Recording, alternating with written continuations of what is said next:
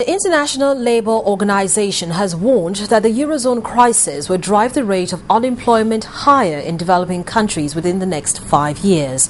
A recent report by UN agency shows that last year, 12.5% of job seekers between the ages of 15 and 24 were estimated to be unemployed, a figure projected to increase to 12.9% by 2017. While Nigeria has initiated several programs for job creation, analysts believe that no initiative can deliver long-term solutions without stronger institutions and infrastructure, especially power. It is no longer news that the big corporations and organizations cannot accommodate the large number of graduates being churned out from tertiary institutions in Nigeria annually. So the big question is, where do they all go? What happens to the thousands that graduate from universities every year?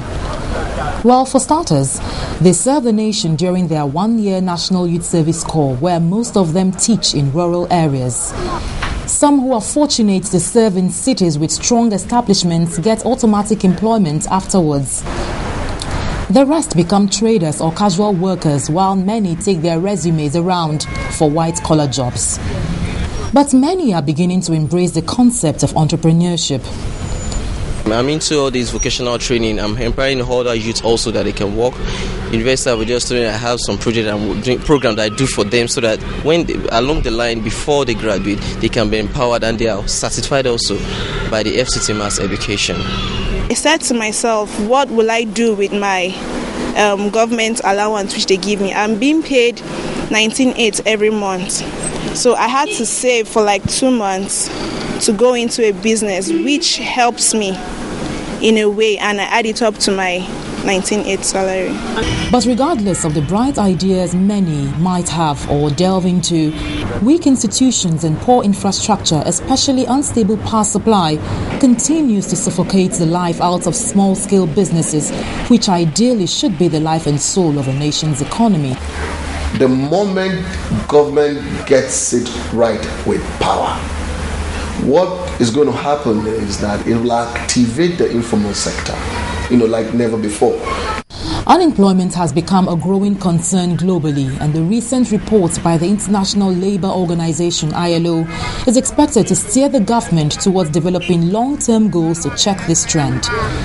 Available statistics suggest that the incidence of poverty in Nigeria has indeed worsened between 2004 and 2010, with indications that the number of unemployed members of the labor force continues to grow from 12.3% in 2006 to 23.9% in 2011, with youth unemployment rate hitting 46.5% in 2011.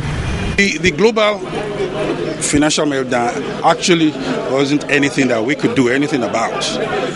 We are just, getting the ripple effects of that.